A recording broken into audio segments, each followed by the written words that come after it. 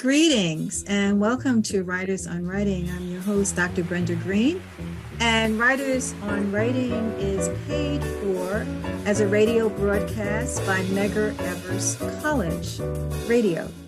Writers on Writing comes to you every week and gives you, our listening audience, an opportunity to hear writers talk about their work, their craft, and their lives.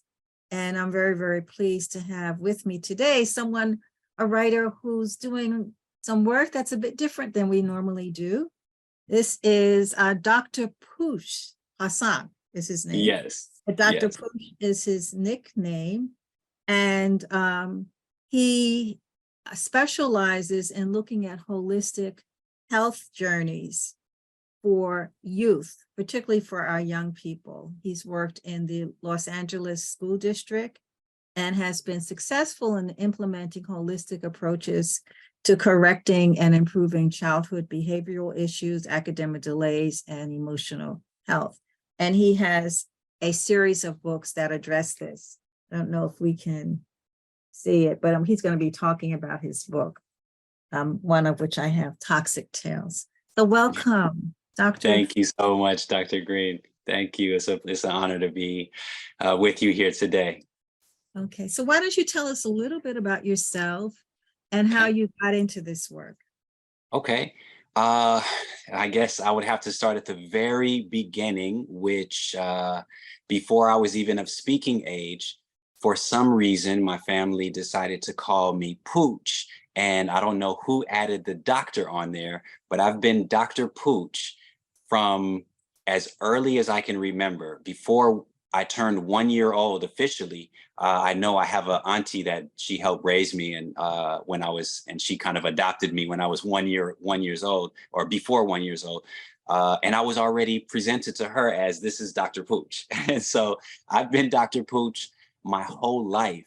And it's interesting what we call children, they will grow up to be. So the names of what we name our children, they will ultimately become that name, an embodiment of that name. And I had to accept it. I tried to run away from it for many years, but I finally accepted my role as Dr. Pooch, and it led me on an interesting journey. I'm a natural educator. I've always excelled at educational positions, in early on. Some of my first jobs were in school, in schools, specifically with children that were on the spectrum, ADHD, behavioral issues, developmental. I always gravitated towards that demographic. I don't know why. I guess it's this inner spirit in me. And I excelled at these positions, so much so that without credentials, they gave me my own classroom. And I would handle the worst cases, and were able to turn their lives around just by redirecting them, and just by giving them a new focus point, or giving them an activity to work on. I was always just very keen in seeing what their particular challenge was and helping them reverse their day. And they ended up, all smiles, all cheers, and went back into class or just hung out with me. Most of the time they would kind of, just hang out with me, which I really enjoyed. And later on. Just interrupt you for a moment. So Mhm. just going back to naming you Dr. Pooch. So there's no symbolism behind that, and other than that, your father like that Yeah, name. I don't know if I assume it was my father that named me Pooch, or I definitely put the doctor on there. I think for sure that's him. Mhm. Um, I don't know too much about the origins of it and who exactly named me or why. But I've come to find symbolism with it, being the belly pooch, and that's why my main character is an obese 5 year old, right? Because Okay. I'm seeing these children with belly pooches. They're very young, dealing with this chronic inflammation that everybody seems to be dealing with. 1 in 3 children nationally are dealing with obesity. right? Pre-diabetic, all sorts of issues. And so Dr. Pooch is really kind of symbolic to that. Um, but I've come to add meaning or find meaning later in life before and that's why I think I shied away from it. I just didn't know, I was like, it's a silly name. And Right. I was Yeah. always ashamed of it almost. I didn't want my friends to call me Pooch or anything like that. Only close family called me Dr. Right. Pooch. Okay. So when you thought about the symbolism, you realized what meaning it could have. So just Yeah. going back to your work with young people, now you said you did not have any of the skills. What did you have? What kind of educational background did you have, if any? And what kinds of things did you do to engage the students? You described some of the activities, but what was it in your experiences that gave you the wherewithal to connect with these youth who were having challenges in the Yes. Yeah. school environment? I had an interesting background. I was born in Los Angeles during the 90s. Of course, we got, yeah, I was following my older brother's influence and just in the neighborhood. And we were getting into trouble, just like most, youth and at our time and, our environment. And my father being an strong African man from Senegal, he made a decision to send us out. I remember uh, my brother was always more troublesome than I, and he got arrested one day. We were on our way to we went to UCLA. They had a shop over there, and we were on our way to get some spray cans so we can just kind of do graffiti and he ended up he stole some spray cans and got caught by some undercovers that were in there, and he was arrested that day. And that, I remember, that was kind of the straw that broke the camel's back. My dad said, no, you guys, you're not going to be here, because the trend, it was just one thing after the other after the other. Right. And that particular incident was really the deal breaker. And he sent us away. So he has family. He had family in France. He had family in Senegal. And so our first out was in France. And I spent my 6th grade year. I was young. I was 11 or 12 years old. I think 11, because I had my 12th birthday in Paris, France. And I went to the 6th grade in Paris, France. And we spoke. I had already, I knew French, because French was my first language, actually, before English. We used to speak French in the household. My older siblings, speak French. My mother and father speak French. And so I didn't have the language barrier, although I wasn't, as fluent as I am now. I was, but I understood everything. And so I went into the French schooling system, which is much more rigorous than the American system. In the American system, I was already really starting to be aloof with education.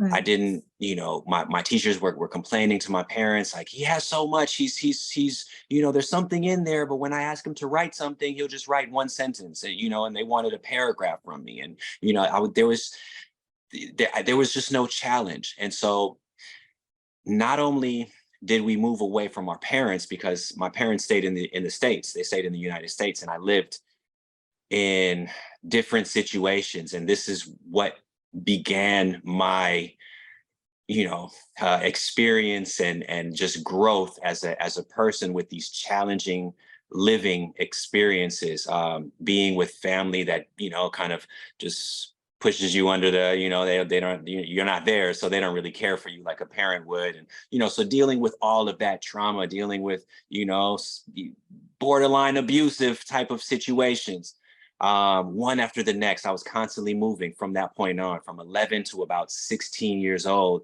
I Okay. was just constantly moving. 3 months, 6 months, 3 months here, and move, another auntie, uncle, a distant, family friend, and just always at my grandma's house, then the boarding school, then I was just Okay, constantly so that on the move. explains why you could empathize with children who were in dysfunctional Yes. environments. Okay, so Yes. let's move forward. And so you're in the school system and you are working with these children and you see a way to help them. What did you Yeah. do? At that time, I didn't know what to do. I was looking, I knew because my mind had been so expanded from that experience and then coming back and having that culture shock, reintegrating myself into LA culture, right? I was different. I was changed at that point.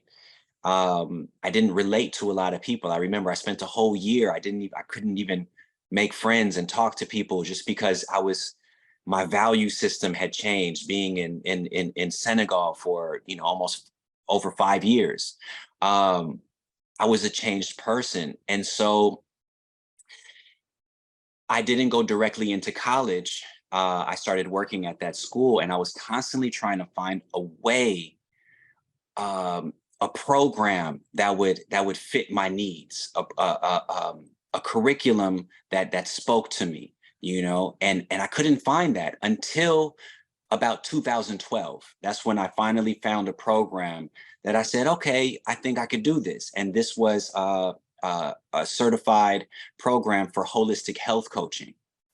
And I became a certified holistic health coach, and I would begin organizing in my community. I lived in the Crenshaw community in Los Angeles. And so there's a park right off of Crenshaw Boulevard, right in the neighborhood. It's like right in the community, and beautiful park. I had such amazing experiences there just as a teenager coming back to the States. And I would organize. At one point, we had, I don't know how many, over 10 Black men. And we would focus on these holistic health conversations. And that was my way of just giving back. I just had so much to give and so much to to offer. And of course, you get Black men together. We're gonna start thinking about how can we make money? How can we turn this Right. into a business? And but then there's egos to deal with. There's it's very dynamic.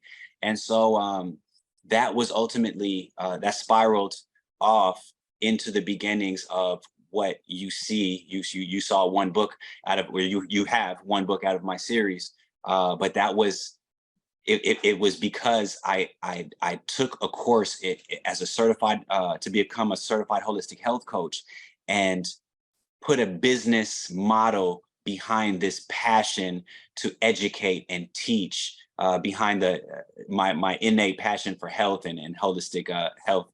And I just merged all, and my passion for children's education. I just put everything that I had together. My first writings were in France. The first song I ever wrote was in that first situation when I moved to Paris at 11 years old. I wrote a song called "Home Alone," and it really, like, looking at it now, like, wow, that's really what I was dealing with. It was about a child that ran away from home, and that wasn't me. I didn't run away from home, but I was finding ways to express myself, and through the years, I developed uh, a really decent writing skill, and constantly developed my skills for poetry and creative writing and songwriting. And so finally I merged all of those together into what I'm currently doing. So tell us about what you're currently doing. Give us a description of the series, some Okay. samples of what you're doing. Yes. Okay. um this book series is a one of a kind series for early holistic health education. Every, if you could imagine Dr. Seuss meets Dr. Sabi, this is what the children's book is. Um, it's it's very fun, very colorful. I'm using diverse characters, Black, brown character.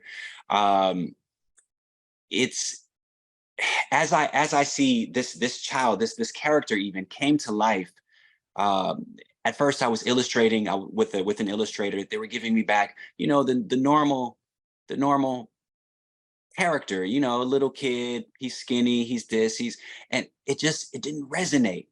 But being in LA, especially in South Central LA, you see kids 5 years old, 6 years old, 7, and they're, I don't, I don't Huge. want to say morbidly obese, but they're definitely obese, shockingly obese. They're drinking big soda cans. I mean, tall, it's like half their size, and they're, you see them in the morning, and the Taki chips, and just kind of crazy. And that day, it was really just by the grace of God. I was looking at one of at a series of sketches that to develop my main character, and I was looking at all of the sketches, trying to find out which one would be my main character. At the same time, on the table that I was working on, I had a collection of Garfield books that I was getting ready to gift my nephew. And I was getting, I used to love Garfield. I had a full collection of Garfield. And I had a few books on the table. And so I'm looking at Garfield, I'm looking at these sketches, I'm looking back at Garfield, and boom, it just hit me. This character needs to represent what the children are actually going through. He needs to be obese, right? Mm-hmm. And so I developed this full series, one book after the next. It just, the ideas kept coming to me of what could be added into this book series. Everything about holistic health. Literally, when I say everything about holistic health, there's not a topic that I have not touched in holistic health that is not in this children's book series. As I said, I was organizing with adults. I had clientele. I had adult clients that were way older than me, and I was helping them with their nutritional health, and helping them with their chronic illness, and a full range of different cases. But a lot of the adults I found would fall off or revert back to their old habits. And what I found is that really it's that inner child in them that I have to tackle. And so it made perfect sense to give all of this instruction to a child, as opposed, like, it's like what Frederick Douglass said: give me a child and I can create a strong man, as opposed to a broken adult. Or he said it more eloquently than that, but the essence is there. And so I focused all of my work on giving the children from 3 to 8 years old, that prime time that we have to mold their mind and create the humans that we want later in life. Like, we have from 0 to 7 years old. And so I said, how can I give everything that I possibly can, literally everything in holistic health, from recipes to the activities, to building their health lexicon, building the healthy habits, the social emotional health, the environmental consciousness and environmental health, the nutritional aspects of course, at an early age. And so that's the mindset that I went into writing this book series. And yeah, so it's this is what became of it. It's Can you give us a sample of an absolutely. excerpt from? Yes. I'll show you the book that you have. Go ahead. Toxic Tales. This is book 8 out of the series, Toxic Tales. So every book starts off with a note to parent, because it's not the child's fault that they're dealing with a particular health challenge. It's really the lack of education from the adults, right? So I have to tackle the adult side and bridge that gap in health literacy among the children and the adults, right? So it starts off with a note to parent. I could give them factual information, really just evidence-based information on what the particular topic is. Then I break that down for children. So here we're talking about toxic tales. Ironically, the most toxic place in the household is the kitchen. Under the kitchen sink is where we store all of our toxins. This is the place where we're supposed to detox from, right? Where we're supposed to be eating foods that help us detox and live a healthy life. But we're storing the most dangerous chemicals in our home in the kitchen under the sink, right? And I think everybody's kitchen sink, even without putting the labels, they know what these products are, right? Yes. So, the Clorox, the bleach, all of these things that if a baby, they actually have, hazard warnings, like, they're toxic chemicals, right? So we detoxify the home in this book, and I'll read. So here we go. So under the sink was where our job started. We threw all those things straight in the garbage. We tossed dishwashing soaps that were hard to rub off, even if washed and dried with a cloth. Next, we trashed so many sprays for countertop cleaning and taking out stains. All of these, all of these chemicals had warnings of hazard that gave me a motive to move even faster, right? So ironically, the the kicker in this story is that once they threw it away, the garbage man, let me read that. I really, so we closed the trash bin. We closed the trash bin and pushed it to the side, then waited a while for the garbage man to come by. He finally came and said, "Sorry, I'm late, but I can't dump that. That's hazardous waste." And it's like, wow, we're storing hazardous waste. And I think that's the moment where it really hits the child and the adult. We're storing hazardous waste that we should not really. We can, of course, throw it in the garbage, but we should not throw these things in the garbage because there's special places you pay to take that away. That's the next line. And so it's really interesting how far we've strayed from natural living. We're giving all of our power to and buying products that are actually adverse to our own health. They're adverse to a lot of products are filled with ammonia, which are very dangerous for pets. They get very confused by this scent. It drives them crazy. It shouldn't be around. So a lot of these chemical cleaners have ammonia in it. Babies shouldn't be crawling on the floor or walking barefoot, right, with a lot of these chemical cleaners. Like, I'm very proud that New York just just banned a very toxic chemical that is found in laundry detergent in Tide. They're in the process of banning it. I think they're phasing it out. I don't know by what time, maybe 2025 or so.